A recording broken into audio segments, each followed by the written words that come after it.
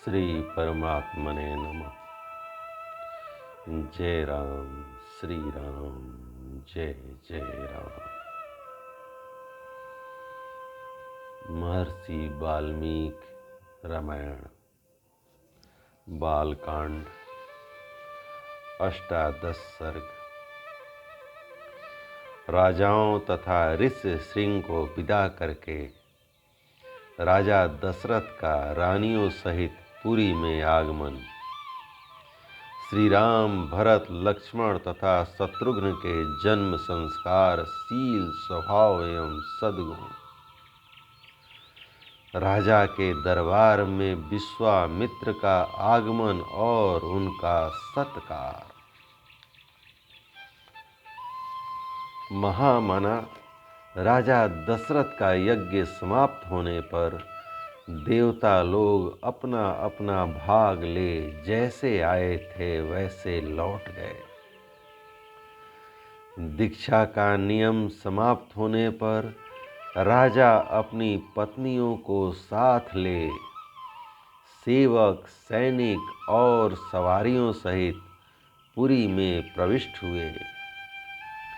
भिन्न भिन्न देशों के राजा भी जो उनके यज्ञ में सम्मिलित होने के लिए आए थे, महाराज दशरथ द्वारा यथावत सम्मानित हो मुनिवर वशिष्ठ तथा ऋषि श्रृंग को प्रणाम करके प्रसन्नता पूर्वक अपने अपने देश को चले गए।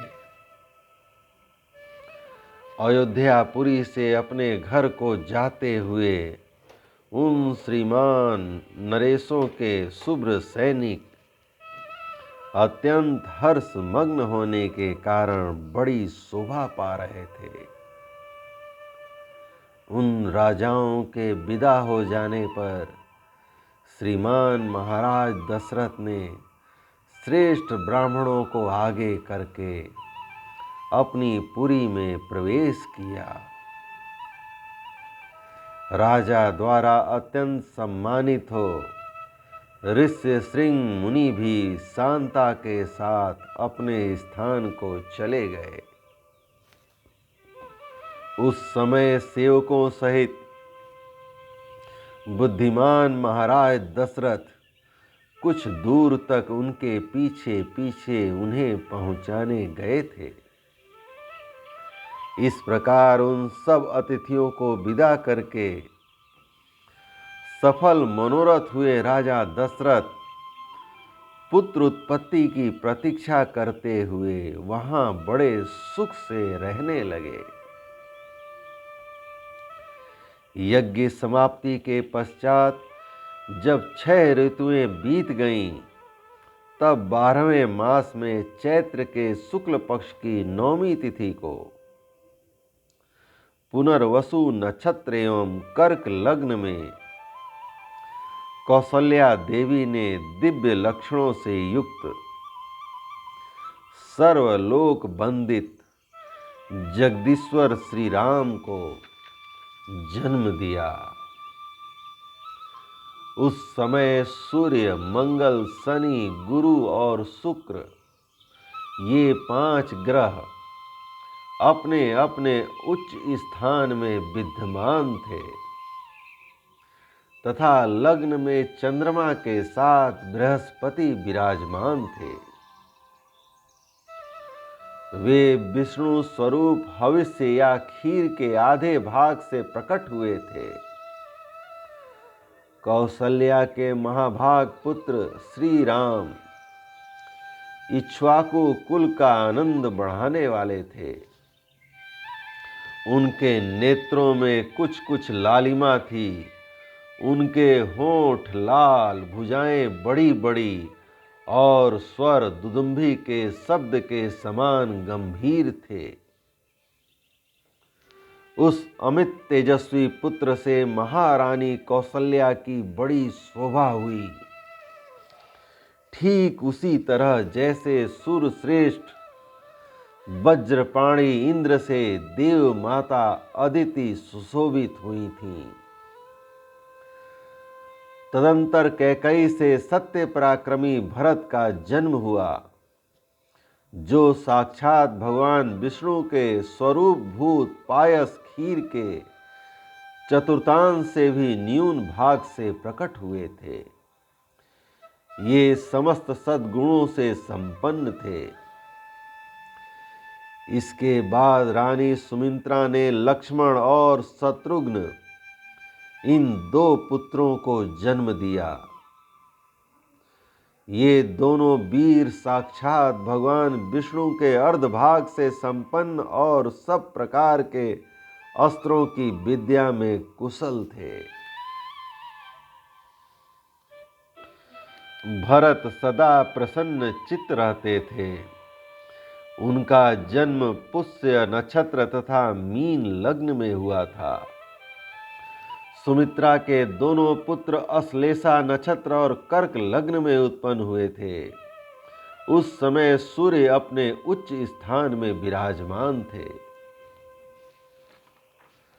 राजा दशरथ के चारों महामनस्वी पुत्र पृथक पृथक गुणों से संपन्न और सुंदर थे।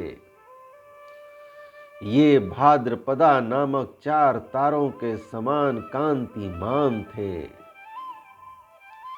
इनके जन्म के समय गंधर्वों ने मधुर गीत गाए, अप्सराओं ने नृत्य किया, देवताओं की दुदुम्बियां बजने लगीं तथा आकाश से फूलों की वर्षा होने लगी।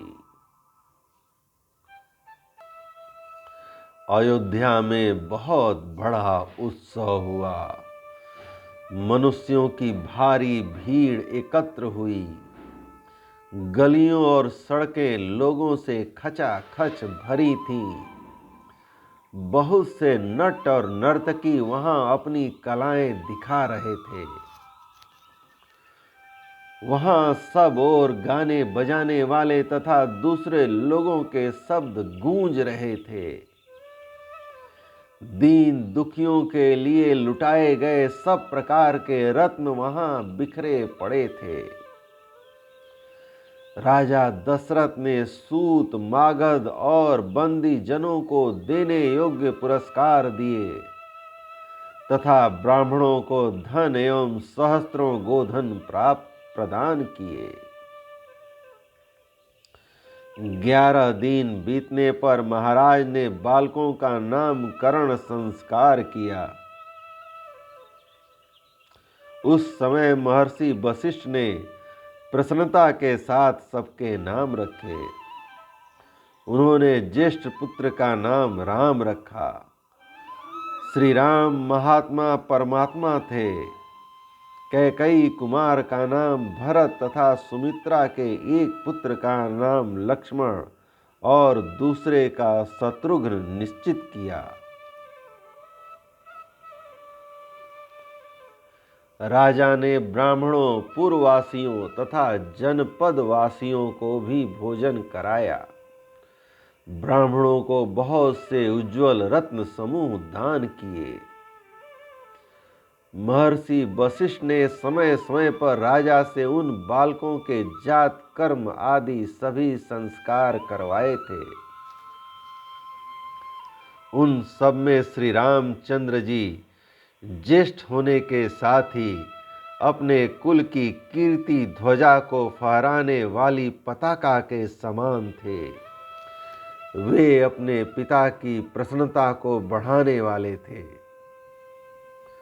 सभी भूतों के लिए वे स्वयंभू ब्रह्मा जी के समान विशेष प्रिय थे।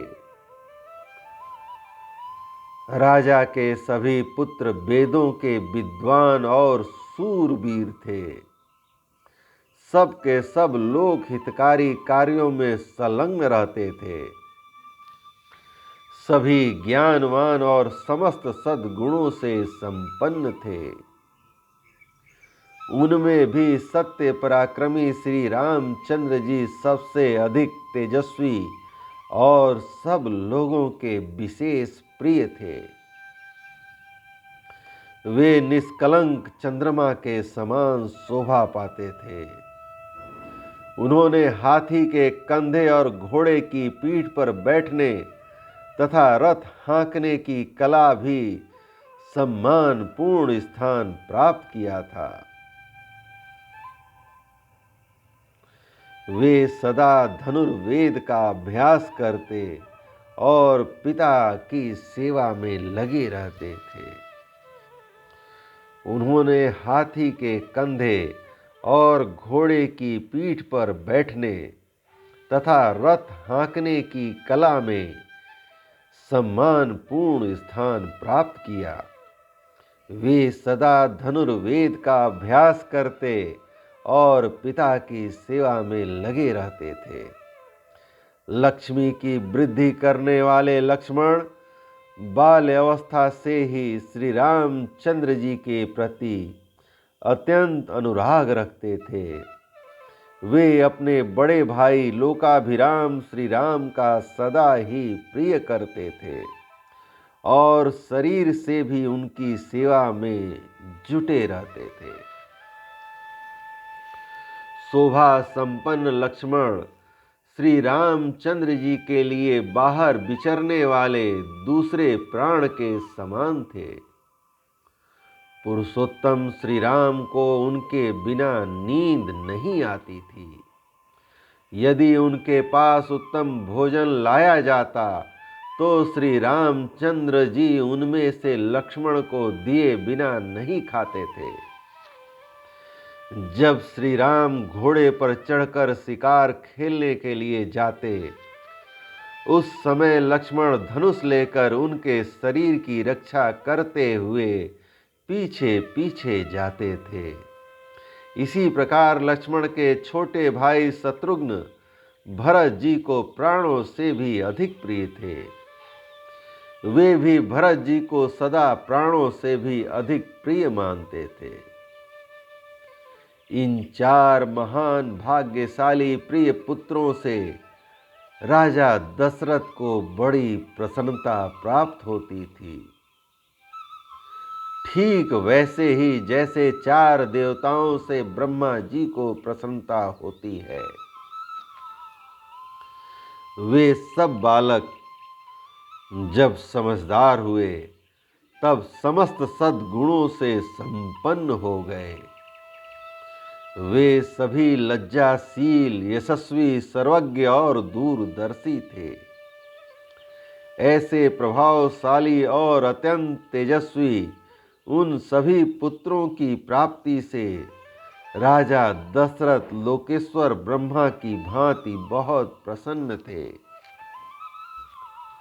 वे पुरुष सिंह राजकुमार प्रतिदिन वेदों के स्वाध्याय, पिता की सेवा तथा धनुर्वेद के अभ्यास में दत्त चित्त रहते थे।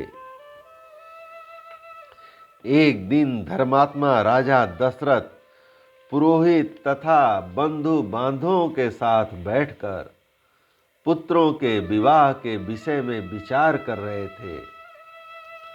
मंत्रियों के बीच में विचार करते हुए उन महामना नरेश के यहाँ महातेजस्वी महामुनि विश्वामित्र पधारे। वे राजा से मिलना चाहते थे। उन्होंने द्वारपालों से कहा, तुम लोग शीघ्र जाकर महाराज को यह सूचना दो कि कुशिक वंशी गाधी पुत्र विश्वामित्र आए हैं। उनकी बात सुनकर द्वारपाल दौड़े हुए राजा के दरबार में गए। वे सब विश्वामित्र के उस वाक्य से प्रेरित होकर मन ही मन घबराए हुए थे। राजा के दरबार में पहुंचकर उन्होंने इक्ष्वाकु कुल नंदन अवध नरेश से कहा, महाराज, महर्षि विश्वामित्र पधारे हैं। उनकी यह बात सुनकर राजा सावधान हो गए। उन्होंने पुरोहित को साथ लेकर बड़े हर्ष के साथ उनकी अगवानी की, मानो देवराज इंद्र ब्रह्मा जी का स्वागत कर रहे हों। विश्वामित्र जी कठोर व्रत का पालन करने वाले तपस्वी थे। वे अपने तेज से प्रज्वलित हो रहे थे। उनका दर्शन करके राजा का मुख प्रसन्नता से खिल उठा और उन्होंने महर्षि को अर्घ निवेदन किया। राजा का वह अर्घ शास्त्रीय विधि के अनुसार स्वीकार करके महर्षि ने उनसे कुशल मंगल पूछा। धर्मात्मा विश्वामित्र ने क्रमशः राजा के नगर, खजाना, राज्य, बंधु बांधव तथा मित्र वर्ग आदि के विषय में कुशल प्रश्न किए। राजन, आपके राज्य की सीमा के निकट रहने वाले शत्रु राजा आपके समक्ष नतमस्तक तो हैं, आपने उन पर विजय तो प्राप्त की है न। आपके यज्ञ भाग आदि देव कर्म और अतिथि सत्कार आदि मनुष्य कर्म तो अच्छी तरह संपन्न होते हैं न। इसके बाद महाभाग मुनिवर विश्वामित्र ने वशिष्ठ जी तथा अन्य ऋषियों से मिलकर उन सब का यथावत कुशल समाचार पूछा। फिर वे सब लोग प्रसन्नचित्त होकर राजा के दरबार में गए और उनके द्वारा पूजित हो यथा योग्य आसनों पर बैठ गए। तदंतर प्रसन्नचित्त परम उदार राजा दशरथ ने पुलकित होकर महामुनि विश्वामित्र की प्रशंसा करते हुए कहा, महामुने, जैसे किसी मरण धर्मा मनुष्य को अमृत की प्राप्ति हो जाए, निर्जल प्रदेश में पानी बरस जाए, किसी संतानहीन को अपने अनुरूप पत्नी के गर्भ से पुत्र प्राप्त हो जाए, खोई हुई निधि मिल जाए तथा किसी महान उत्सव से हर्ष का उदय हो, उसी प्रकार आपका यहाँ शुभागमन हुआ है, ऐसा मैं मानता हूँ। आपका स्वागत है। आपके मन में कौन सी उत्तम कामना है जिसको मैं हर्ष के साथ पूर्ण करूं। ब्रह्मन, आप मुझसे सब प्रकार की सेवा लेने योग्य उत्तम पात्र हैं।